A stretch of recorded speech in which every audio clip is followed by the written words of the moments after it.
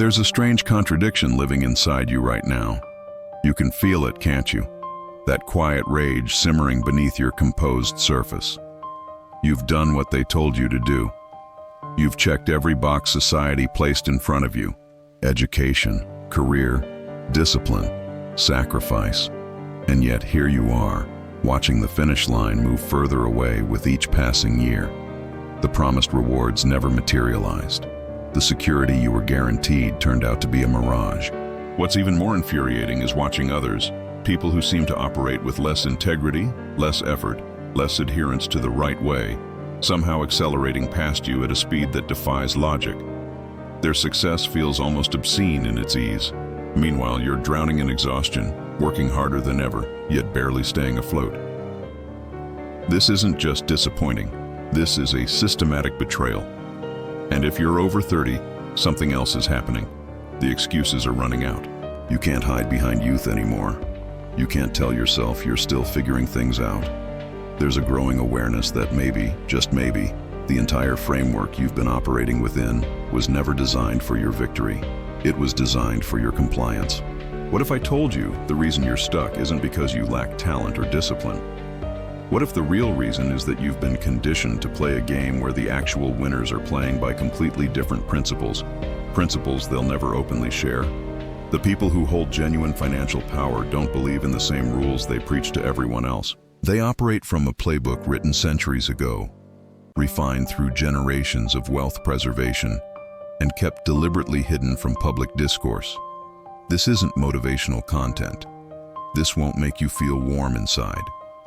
What you're about to encounter is the philosophical architecture of wealth accumulation as it actually exists, not as we wish it existed.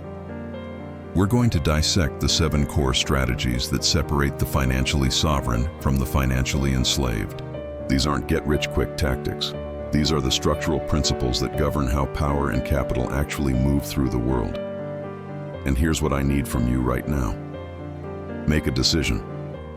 If you want comfortable lies that let you sleep peacefully tonight while remaining trapped tomorrow, this isn't your video. But if you're ready to see the machinery clearly, to understand why your current approach guarantees failure, and to learn the actual operating system of wealth, then commit to watching this all the way through. No skipping ahead, no half attention while you scroll. This information is sequenced deliberately. Miss one piece and the rest won't make sense. Let's begin by demolishing the foundation you've been building on. The financial philosophy embedded in middle-class consciousness is a work of art, not the inspiring kind, the manipulative kind. It's social engineering masquerading as wisdom. Every platitude you've internalized about money was carefully constructed to produce a specific outcome.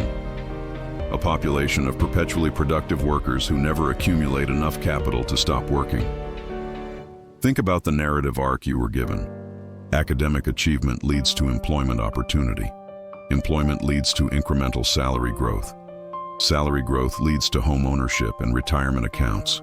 Retirement accounts lead to security in old age. This is presented as the path, the responsible route, the civilized way forward, and anyone who deviates from it is either reckless or morally compromised. But examine the outcome this path actually produces.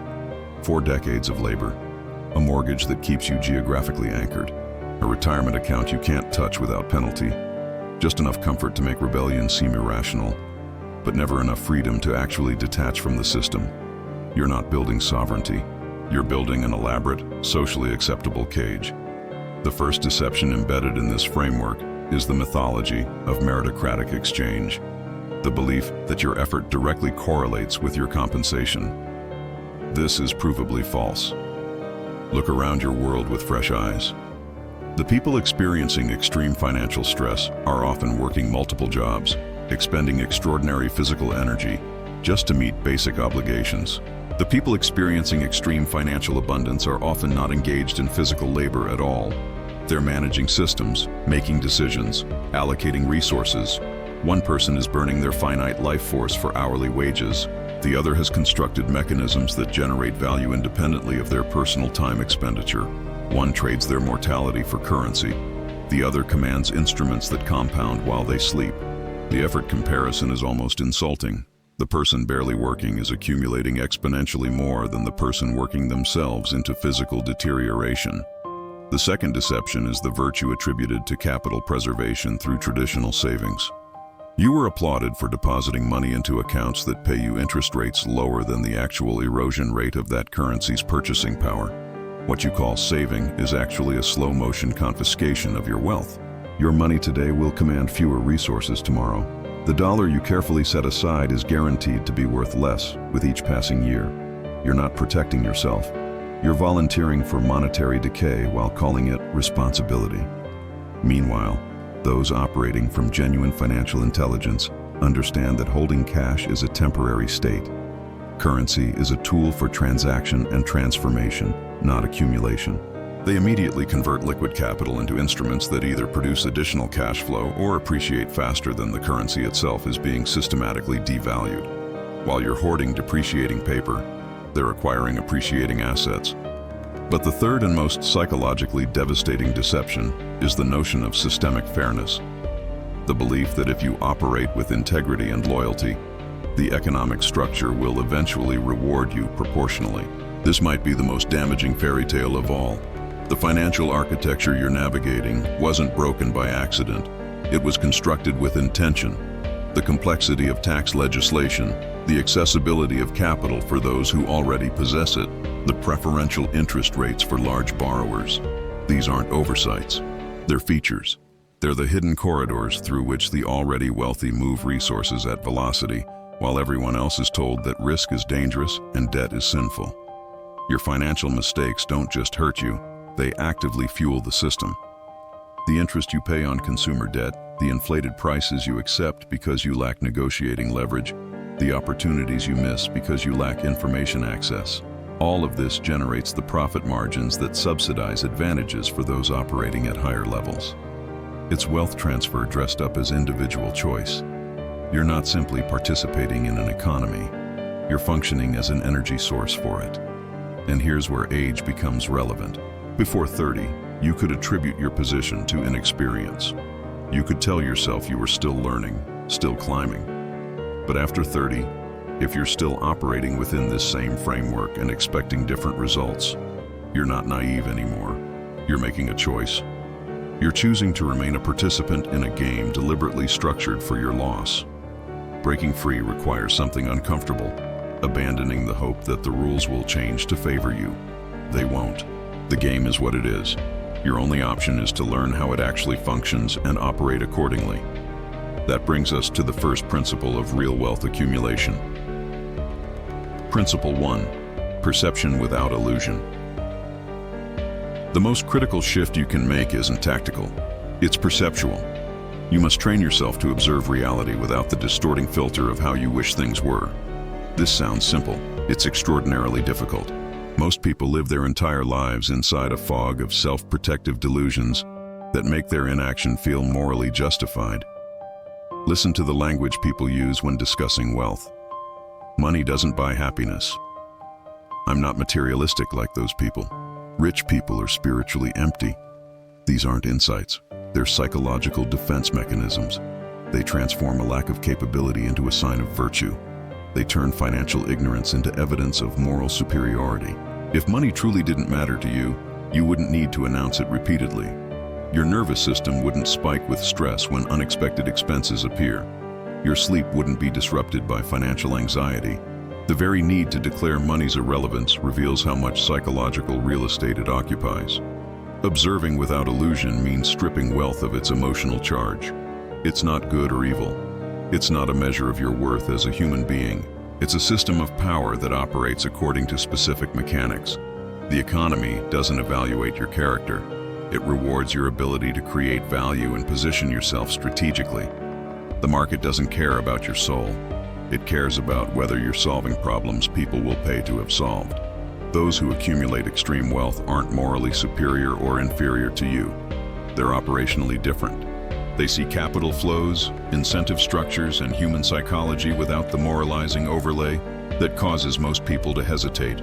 They observe where money wants to go and position themselves in its path. They identify what people desperately want and create mechanisms to provide it. They don't ask whether this is fair. They ask whether this is effective. Here's your first diagnostic exercise. Inventory every belief you hold about money and wealthy people. Write them down. Then examine each one through this lens. Does this belief empower me to take action, or does it give me permission to remain passive? Take the belief that all debt is dangerous. This feels like wisdom. It's actually a simplification that prevents learning. Debt is an amplifier. For someone without discipline or strategy, it amplifies mistakes and creates catastrophic outcomes. For someone with clear vision and structural understanding, it's a mechanism for acquiring income-producing assets using other people's capital. The wealthy use debt to purchase things that appreciate or generate cash flow. The struggling use debt to purchase things that depreciate or produce zero return. Same tool, entirely different application and outcome. Or consider the belief that you need money to make money. This sounds like an insight into unfairness. It's actually an excuse for never beginning. What you actually need is perception and leverage. You need to identify market inefficiencies that others aren't seeing. You need to provide value that people will pay for. You need to position yourself where opportunity and capital are already moving. None of this requires inheritance. It requires strategic thinking. Adopting this first principle is psychologically painful because it removes your permission to blame external forces entirely. It means acknowledging that your financial position isn't just the result of systemic unfairness. It's also the result of operating within a flawed mental framework. Your most cherished beliefs about how money works might be the exact obstacles keeping you trapped. But once you see the machinery for what it actually is, you stop being its unconscious victim. You can begin interacting with it strategically instead of emotionally. You stop moralizing and start calculating. If you're genuinely committed to seeing reality without comforting distortion, type effectual truth in the comments. This is the foundation. Without it, every other principle will be filtered through the same illusions that created your current situation. Principle 2.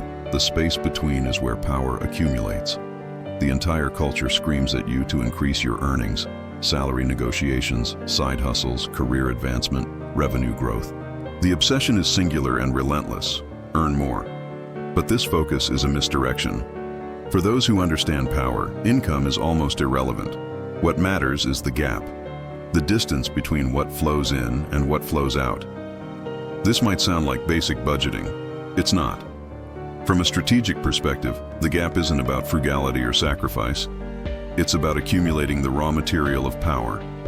That space between income and expenditure is your ammunition, your leverage, your future optionality. It's the difference between being owned by your circumstances and owning your choices. Consider two people operating at vastly different income levels. The first is a surgeon earning $500,000 annually, prestigious home, luxury vehicles, private schools, international vacations. The life everyone recognizes as successful, but the lifestyle consumes $490,000 of that income. The gap, $10,000. She appears wealthy. She's actually fragile. One malpractice lawsuit, one health crisis, one market shift, and the entire structure collapses. She's not free. She's imprisoned by the very lifestyle she's working desperately to maintain. Now consider a tradesperson earning $70,000 per year. Modest home, reliable transportation, disciplined consumption, lifestyle cost, $40,000 annually. Gap, $30,000. To external observers, this person is ordinary, unremarkable. But in the mathematics of power, this person is substantially stronger. That $30,000 isn't just savings, it's deployable capital. It can be used to acquire a rental property generating additional monthly cash flow. It can be invested in index funds producing dividend income. It can seed a small business that creates a second income stream. While the surgeon is running faster just to maintain position, the tradesperson is quietly constructing an engine that generates wealth independently of their labor. The gap creates optionality, the ability to make choices without desperation. The surgeon can't leave her job, can't take a risk, can't weather disruption. She's owned by her obligations. The tradesperson can negotiate from strength, can invest during market downturns when assets are discounted, can say no to situations that don't serve them. This requires a complete psychological reframe. You must stop viewing additional income as a reward to be consumed. Every dollar beyond your necessary lifestyle is a soldier you're sending out to conquer territory and return with prisoners, dividends, rent, capital gains. This is why chasing higher income without first mastering the gap is strategically bankrupt. For most people, increased earnings just produce increased expenditure. You get a raise, you upgrade your home, you get a bonus, you upgrade your vehicle. You're on the same treadmill, just moving faster. You're no more sovereign earning $200,000 than you were earning $50,000 because you never protected the gap. Your obligations scale with your income, keeping you perpetually dependent. To operationalize this principle, you must evaluate every expenditure through the lens of power cost. That $7 coffee isn't $7. It's $2,500 annually that could have been deployed as capital. That car payment isn't $500 monthly, it's $6,000 yearly. An entire battalion of soldiers surrendered for a depreciating status symbol. The masses focus on earning. The powerful focus on accumulating. They understand that the gap, protected ruthlessly and invested strategically, is the seed from which genuine fortunes emerge. Control the gap, and you control your destiny. Principle 3. Never submit to singular dependence. In classical strategy, dependence on a single source of power is recognized as the most vulnerable position possible. Whether it's one military alliance, one patron, one trade route, singular dependence means singular vulnerability. In contemporary financial terms, this translates directly: never allow your survival to depend on a single income source. Yet this is precisely how most people structure their entire economic existence. One employer, one paycheck, one industry. This is sold as job security. It's actually maximum fragility disguised as stability. If your survival depends entirely on one boss, one company, one sector, then you're not free. You're owned. You can't speak with complete honesty. You can't take genuine risks. You're one corporate restructuring, one technological disruption, one performance review away from catastrophe. You're not an autonomous actor. You're a dependent. Those operating from real power don't think in terms of a job.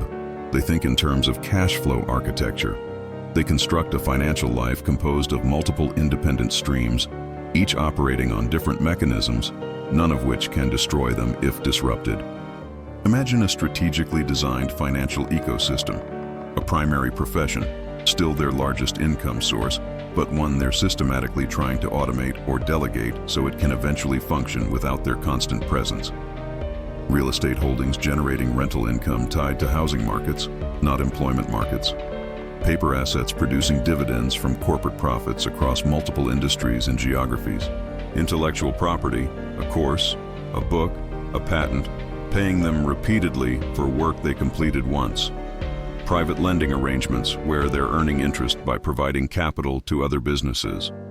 If one stream gets disrupted, say the stock market crashes, the others continue flowing. This structure provides defensive protection, but more importantly, it creates offensive capability.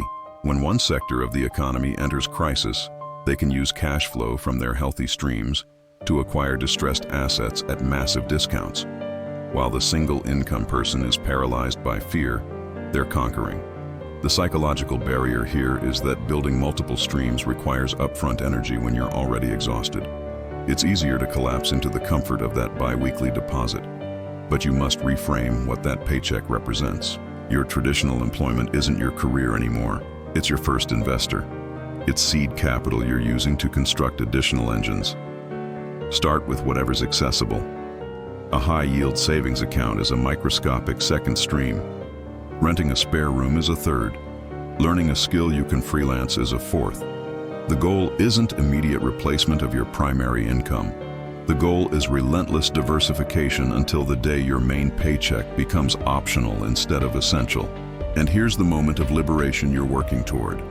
When your alternative streams collectively cover your baseline expenses, you've achieved something most people never experience: true financial autonomy. You no longer bow to anyone. You negotiate from a position of genuine strength because you can walk away. If you're ready to begin dismantling your dependence on a single income source, type "break the chain" in the comments. This is where sovereignty begins.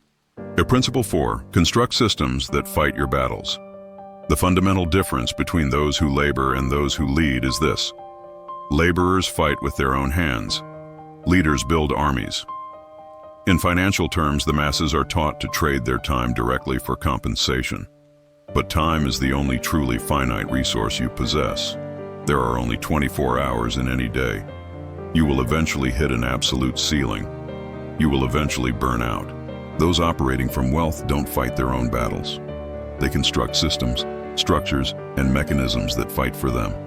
This is leverage, the art of generating exponential results from finite effort. Most people hear leverage and think of debt or passive income fantasies. Real leverage is about building machinery. The powerful don't just work harder, they design smarter. They create instruments that function independently of their personal time expenditure. There are 3 primary forms of leverage to master. Financial leverage is using other people's capital to control assets. The clearest example, a rental property mortgage. You contribute 20% of the purchase price. You control 100% of the appreciation and cash flow. You've leveraged your capital 5 to 1. While the masses are taught to fear debt, the sophisticated wield it as an amplification device. Time leverage is constructing systems that operate without your presence. If you're a consultant billing hourly, your income is capped by your available hours. But if you create a digital course teaching your methodology, you build it once and it sells indefinitely. It generates revenue while you sleep. Or you hire other consultants at a lower rate and bill clients at a higher rate. You're leveraging their time for your profit. Building businesses, hiring people, creating automated systems, these are all acts of time leverage. Knowledge leverage is the power of teaching once and benefiting perpetually. When you write a book, create content, build a following, you're creating an asset that can work for you across unlimited time horizons. A single piece of content can be consumed by millions over many years, building your authority and attracting opportunities. Your initial effort is leveraged across a potentially infinite audience. You stop chasing opportunities and start magnetizing them. The operational question you must ask constantly is this: how can I do this once and benefit from it 1,000 times? The wealthy add one small system annually, one minor point of leverage, a small rental property, an online course, a first hire. Over a decade, the compounding effect is astronomical. They've constructed an invisible army operating on their behalf around the clock. You must stop being a component in someone else's machine and become the engineer designing your own. Principle 5, strategic positioning determines outcome. A brilliant general can possess superior tactics and still lose the war if they choose the wrong battlefield. Certain territories, by their very nature, confer advantage. Cities positioned at trade route intersections naturally accumulated wealth regardless of who governed them. The same principle governs contemporary economics. Your talent and effort will either be massively amplified or completely wasted depending on where you position yourself. This 5th principle, strategically position yourself where money, opportunity, and influence are already flowing in abundance. Most people are passive about positioning. They accept whatever employment is available in their geographic area. They remain in industries they stumbled into by accident. But a talented person in a declining industry will struggle, while a mediocre person in an expanding industry will be lifted by momentum. A skilled marketer at a local furniture retailer has a limited ceiling. That same marketer repositioned as an expert in AI-driven marketing for technology companies has an almost unlimited ceiling. The skill set is similar. The positioning is radically different. Strategists don't leave positioning to chance. They study terrain. They ask, where is capital flowing in massive quantities? Money creates opportunity. Being in the path of capital flow is like raising your sail in strong wind. Which industries are receiving enormous investment? What are the most valuable problems humanity is trying to solve? The world pays fortunes for solutions to its biggest challenges. Instead of asking, what am I passionate about? A strategist asks, what are the most valuable problems I can learn to solve? Where are the power networks concentrated? Proximity is power. Being in major hubs, whether physical cities or digital communities, gives you access to information and relationships unavailable elsewhere. What are the emerging trends? Strategists look 5 to 10 years ahead. They're learning tomorrow's skills, not perfecting yesterday's. They position themselves for the internet before it was obvious. They're now studying artificial intelligence, biotechnology, decentralized systems. They position themselves at the edge of change to ride the wave rather than be crushed by it. This isn't about chasing fads. It's about making calculated long-term assessments of where the world is moving and placing yourself in that trajectory. It might require changing careers, learning difficult new skills, relocating geographically. But the alternative is remaining in a shrinking pond while others are positioning themselves in expanding oceans. You must stop thinking of yourself as a fixed identity. You're a strategic asset. The questions you should be asking: is my industry growing or contracting? Is my network elevating me or constraining me? Are my skills becoming more or less valuable? The masses wait for opportunities to find them. The powerful understand that opportunity is a function of positioning. If you're ready to make a conscious choice about where you position yourself, rather than accepting whatever's convenient, type strategic positioning below. They don't wait for the future. They move to where the future is being constructed.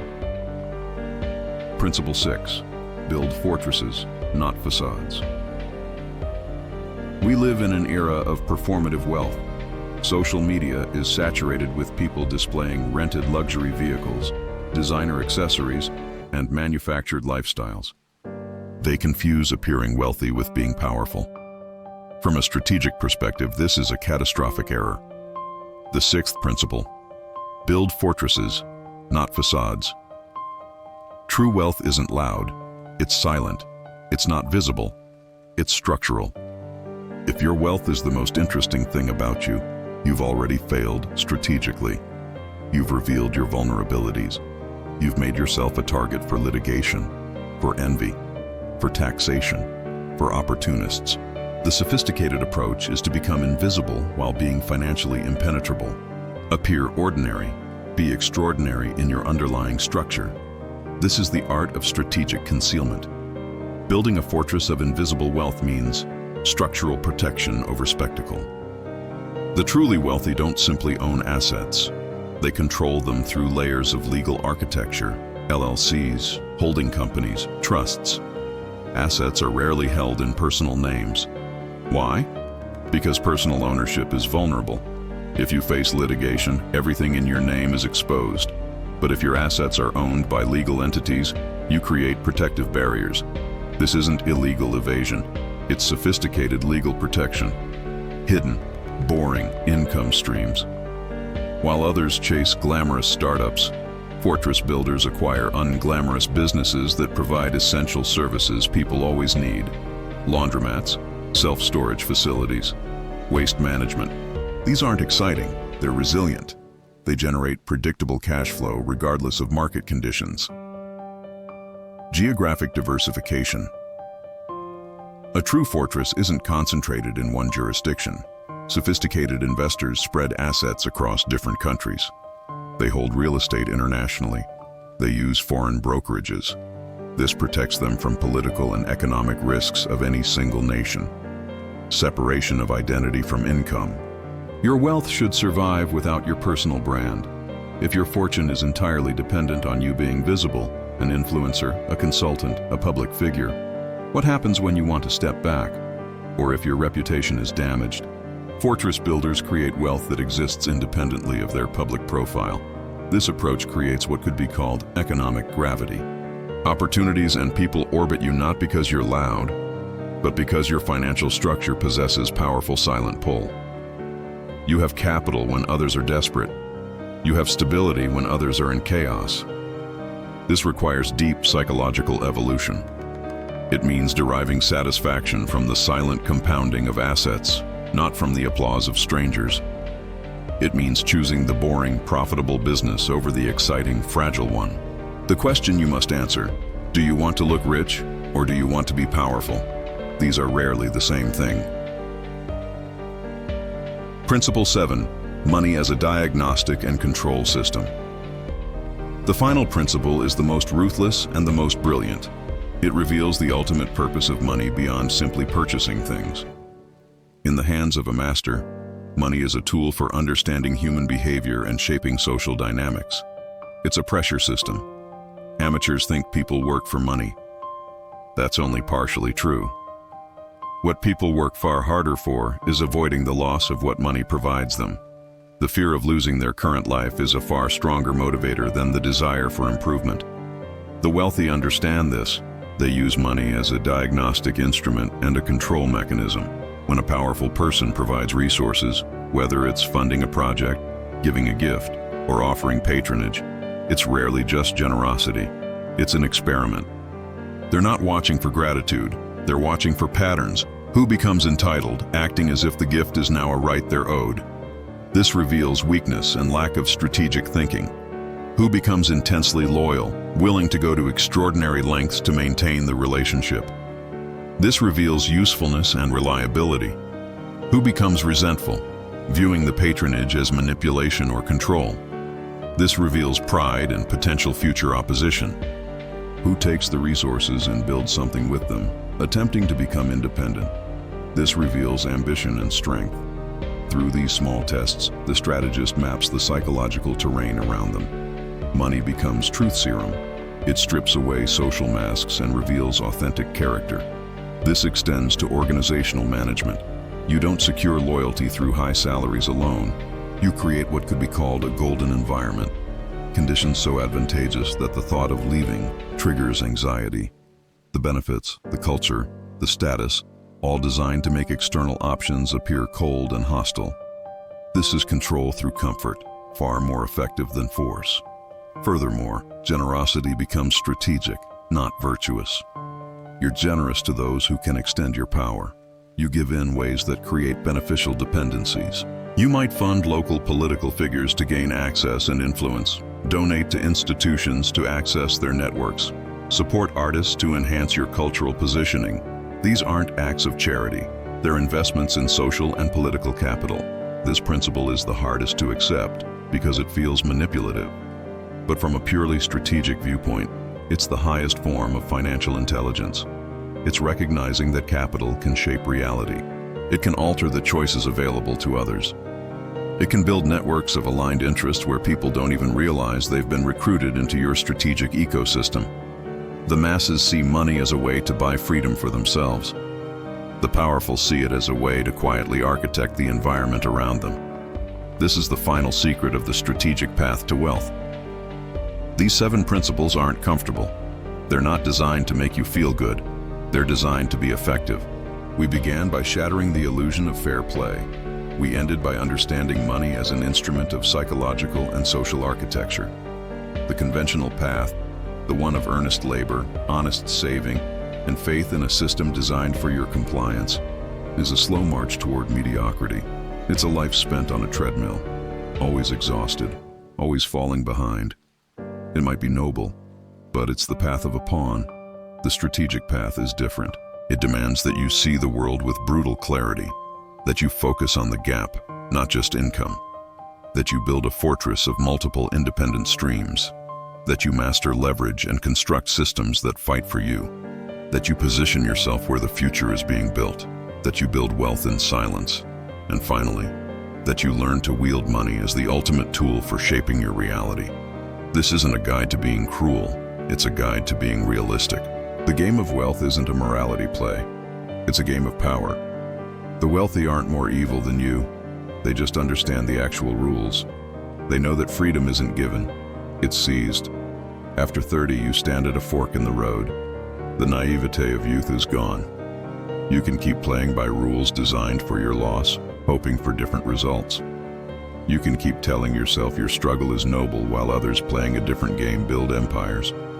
Or you can make a different choice. You can accept the world as it truly is. You can decide today to stop being a pawn and start becoming a player. The choice is yours. Remain a virtuous victim in a game you were never meant to win, or become the ruthless architect of your own destiny. The game is being played whether you approve of the rules or not. The only question is whether you'll be its subject or its master. Yeah. If this resonated with you, If you're ready to discard the lies you've been sold and master the art of financial strategy, subscribe to this channel. Join a community of thinkers who refuse to play a losing game. And type the word leverage in the comments below. Let me know you're ready.